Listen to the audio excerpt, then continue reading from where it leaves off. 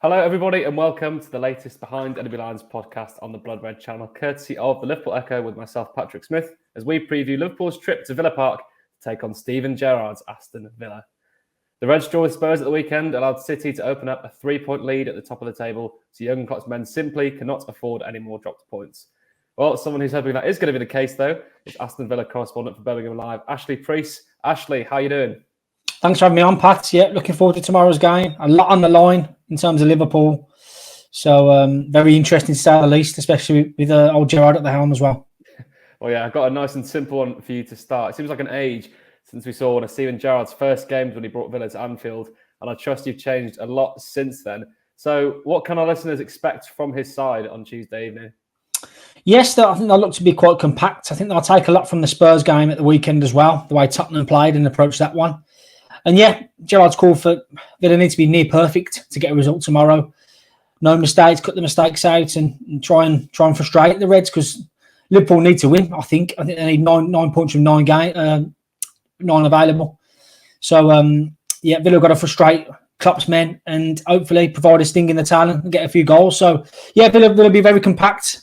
I think Liverpool have a lot of the ball early doors, and hopefully Villa can spring them on the counter attack. I think Villa will play two up front tomorrow, Pat. I think they'll go Watkins and Ings, and hopefully the pair are in form. They could cause Van Dijk and probably Matip some problems. So that'll be hoping it will be the case. Yeah, you mentioned Ings there. There's so many connections to Liverpool. They must have Liverpool fans have a soft spot for Villa at the moment. Obviously, Gerrard managing them, they're going to have a keen interest in that. But how would you rate the success of him in his first season? You know, a brilliant start, a very good platform to build on for you, isn't it? Yeah, it's very good for me. And he had a really good manager bounce when he first come in. I think he won 3 out of the first 4. Dipped a little bit in recent weeks, in the last 4 on the bounce. Stopped the rot at Leicester, and since then they won back-to-back games. So a bit up and down, but he's slowly getting there now. We want a top 10 finish before the season's out, and hopefully they can do that with 4 games remaining. Tough game tomorrow against Liverpool, like we all know, but I just think there's a story there. I think Gerrard could blow up Liverpool's title hopes. I know the Reds fans are hoping I'm wrong, but there's so much on that for me. I think it could happen. Well, exactly. Knowing little what I do of Gerrard's personality, he's the sort that will definitely not want to give anything away. He'll always want to beat Liverpool to prove himself as a manager, won't he? But in terms of personnel, you've mentioned Danny Ings, but Liverpool fans are going to have the main adoration for Felipe Coutinho. Is he the main danger man, or is there someone else we should be more worried about that's going to exploit us? Well, it's the man who Coutinho dropped out for the weekend, Emi Buendia. He came in. Coutinho was dropped for the first time on Saturday. First time ever. Gerrard dropped him since his loan in January. Big surprise at Villa to see Coutinho drop down to the bench. And in came Buendia in that number 10 position. Got a goal and assist. And looked every bit of the £40 million player we bought last summer. So Buendia's the man in form, as are Ings and Watkins up front. The pair of them have scored in back-to-back games now as well. So when your strikers are in form, it's a pretty good place to be. As for Coutinho, can I see him playing tomorrow? I think Coutinho dropped him last week just to rest him. I think he's got a big. I think he could come in tomorrow. You know, again, it's that fairy tale story kind of stuff. Whether he plays with Buendia or whether he plays 2 strikers remains to be seen. But Coutinho be fancy himself tomorrow, and he's had a bit of an up and down bit of it as well, Pat. I mean, he came in, incredible signing early doors, and then form's been a bit hit and miss, to be honest with you. So I wouldn't be surprised if he starts on the bench tomorrow, Coutinho, but I can see Gerrard's temptation in starting him. Quality player, as we all know. When you've got so much quality and so many options in attack, as you've just mentioned there, are there any main weaknesses there within the Villa squad that you think Liverpool could potentially look to exploit? Yeah, defensively, Villa aren't a bit shaky at the moment. Ezri Konsa's not having the season he had last season. A couple of mistakes at the weekend as well. And on Saturday at Turf Moor, Villa played Callum Chambers, former Arsenal defender, in the central defensive midfield position, a bit where Fabinho plays, and he did okay, but he got jumped on early doors. It's a bit of a new position for him. I know he played it at Fulham, but I think Liverpool could exploit the holding midfielder and possibly the centre backs as well. So Villa need to defend really well tomorrow if they're to get anything from Liverpool. And likewise, I'm intrigued to see what Liverpool do, to be honest. Any change up front? Will Diaz come out, will he, for Jota? It's tough to say. I think Diaz has to stay in the form he's in at the moment. You know, yeah, because it's undroppable of the 3 as it goes. But on the flip side, my question next would normally be, where do you think Villa can exploit Liverpool? But we've seen teams recently, as you said at the start, either come to Anfield or even away, sit with 2 banks of 4 on the edge of the 18. Yeah, a tactic which can frustrate us. It can work really well. You know, Spurs were brilliant at it at the weekend. Is that the main thing you'd like to see Villa do against us to try and exploit us? No, not from a supporter point of view. Obviously, Villa fans will be packed out tomorrow. They want to see Villa go at the front foot as well. But it's a dangerous game to play against Klopp's Liverpool. So yeah, I think Villa need to box clever. No mistakes whatsoever. Mistakes can't creep in tomorrow, and they need to play well. Be aggressive as well on the front foot. Otherwise, it'd be too easy for Liverpool. So hopefully, with the front two in the form they're in, that they can get at Liverpool's back two. Easier said than done, but with a bit of quality. Take the chances. Who knows? I mean, we'd love to see Villa on the front foot, but if you had to say what do you think is more likely, do you think Gerrard will perhaps go for it, or do you think he is going to adopt that sit-back tactic? I think he'll adopt that sit-back tactic first of all in the first instance, and then maybe we'll see Coutinho in the second half. Maybe he'll open up a little bit more. Liverpool might get frustrated. They need a goal. They can't afford to draw tomorrow. So I think the emphasis, a bit like how Conte played it, sit back first half. Let's see what they got. Frustrate Liverpool, and hopefully provide a sting in the tail and get a goal ahead. And then Liverpool could become reckless all of a sudden. They could get two. Who knows? But that'll be the game plan, I suspect. Yeah, you've definitely got that dangerous attack on the counter attack, haven't you? But the season's drawing to a close, and obviously the summer transfer window is approaching. We're going to have the rumours coming and going as well. There's going to be also a lot of coming and goings in the Villa squad, probably, aren't there, as Gerrard tries to build his Aston Villa side. Is there anyone you're expecting to leave and anyone you'd like to sign? Obviously, Felipe Coutinho. Hopefully, he could make that move permanent, one that Liverpool fans would definitely be interested in. Yeah, I mean, I asked him about that at the weekend. He said, obviously, Buendia played so well for Villa. The question was, do you need Coutinho now? Got a good number 10 there. Do you need him? Gerrard's answer was pretty swift. Yes, I want them, both of them. So I think Villa will look to top that, the £33 million. A little bit less than what Liverpool sold him for, obviously. But he'll be in the door in the summer, I suspect. That's looking like it'll go through. Talks will commence once the season's done. Elsewhere, Gerrard wants a number 6, a Fabinho type. He wants one of them in there. Big stature, big frame. Try and break up the play. Villa are missing that specific number six role at the moment. And elsewhere, I think another striker. I think Watkins and Ings and the scope for one more there. So, yeah, Coutinho, number 6, and maybe another striker. And possibly, given the former Conte, new centre-half. But there'll be wholesale changes, Pat. The 11 you'll see tomorrow, as far as Villa are concerned, look totally different next season.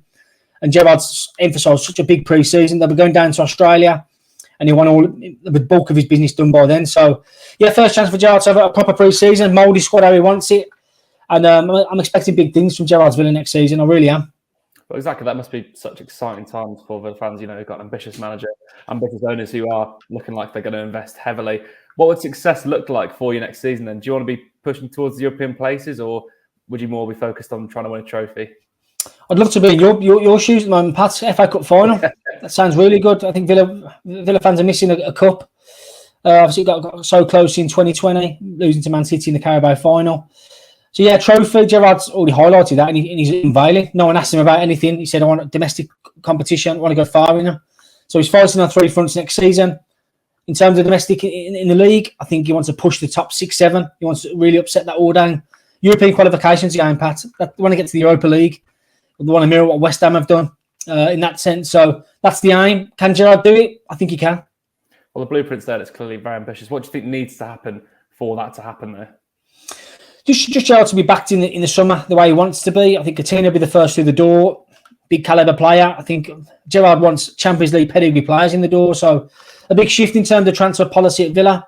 Whereas before they've gone for young up-and-coming players from Europe and been relatively cheap with a resale value. This time we want proven winners. Luca Dean's a proven winner. Got international caps. And that's the remit. I think he's going for big players, and hopefully Villa can get them through the door, and that'll be the change. And Gerrard, I've been following his progress now since he's coming through the door in November. He's been very impressive. He really has. And like you say, could be the heir to the throne, Klopp's throne at Anfield. I think that'll probably happen. But for now, he's Villa's man, and hopefully he's got his own ambitions, and hopefully he reaches them. Well, that's the thing, is it a big positive for Villa fans seeing Jurgen Klopp's extension? Because there was so much talk even when Gerrard signed the contract to Villa, always going to replace Klopp in 2024. You've now got that security. If things go amazingly for you, he is definitely, not looking for a Liverpool job in the next 4 years. Is that a big plus for Villa fans? Do you think he'll be there that long? Yes, I think he would be, but he needs to prove himself as well. It's not a few weeks ago. We're coming into the Leicester game off the back of 4 straight defeats. Dean Smith got the sack for 5 straight defeats. So do the math there. It was a bit of a tetchy period for Gerrard, but he come through it. Stopped the rot at Leicester with a goal of straw. I think he did what he needed to do. He's reset. His big word. Gerrard's big word is reset.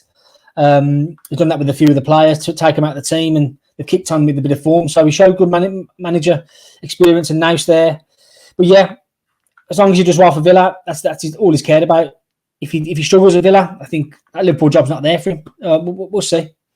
When you mentioned there, the sort of lull in form, it must be difficult for him as a manager because you pretty much guaranteed your safety come February and out of cup competitions. How do you motivate that squad, to the end of the season, particularly in games like today against Liverpool? Yeah, I mean, there were points off the top 10, Pat, and they haven't reached the top 10 finish since 2011. So that's the carrot they're going for. I think Gerrard said to the players beforehand at Burnley, yes, Burnley fighting relegation, but our purpose has got to mean more than theirs. We want a top 10 finish. We're going to scrap for that. And that's a good way to go about it. I mean, Gerrard as a player never left an inch, and I think he's going to do that with the group he's got here. So top 10 finish the aim. That's the carrot for Villa. They can have a big say in both ends of the table as well.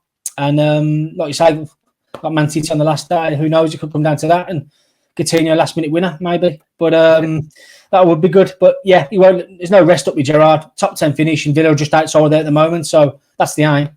Well, that is what our listeners will be absolutely praying for, hoping it all goes well for Liverpool on Tuesday. Is there any chance that Villa could cause a huge upset against City on the last day? On the last day, yes, I think there is. There could be twists and turns to come. Who knows? I mean, if Villa might win tomorrow and torpedo Liverpool chances. Who knows? But yeah, last day of the season, Gerrard's Villa rocking up at the Etihad. Coutinho probably bit of magic. Who knows, mate? I think it's written, maybe. Well, let's hope it's still on by then. But I'm going to bring it back around to the match on Tuesday night. Are there any notable injuries or suspensions within the Villa squad? Villa just missing Jacob Ramsey, young midfielder. He's out, as is Leon Bailey. I think he might be a former Liverpool target back in his days at Bayer Leverkusen. He's missing. He's got an ankle injury. But other than that, it's as you were. I'll run through my predicted 11, who I think it'll be. It'll be Martinez, Cash, Konsa, Mings and Luca Dina. I think Callum Chambers will keep his place, holding midfield. McGinn, Douglas Luiz either side of him. I think Buendia will get the nod over Coutinho. I think we could see a cameo for Coutinho later on. I think it'll be Danny Ings and Ali Watkins up front. Yeah, very interesting that Coutinho could perhaps be that cameo and perhaps the dagger in our title. Villa Park is such a strange place for Liverpool fans. I've been there a couple of times myself, and I've either left fuming or absolutely buzzing. There's genuinely been no in between. But I've got to ask you, Ashley, for that dreaded score prediction. 7-2 Villa. You know what? I had an inkling that I knew that was coming. I do think it's going to be a belter, similarly to that attacking end of season football I'm hoping for. I think Gerrard is going to go for it. So I'm going to go 5-3 to Liverpool. Absolutely. Oh, wow. Hopefully not. So I'll be working to my bones, man. That's it. Yeah, be deleting and changing that match report many times. Yes. But Ashley Preece, thank you so much for joining me. We'll, of course, wait and see what happens as the Reds bid for the quadruple hopefully rumbles on. We've got loads of pre-match content to delve into, as well as all the post-match reactions. Be sure to catch us in the usual places of the Blood Red YouTube channel and whichever platform you get your podcasts from. For now, though, thank you very much for watching and listening. But for myself, Patrick Smith and Ashley Preece, it's goodbye for now.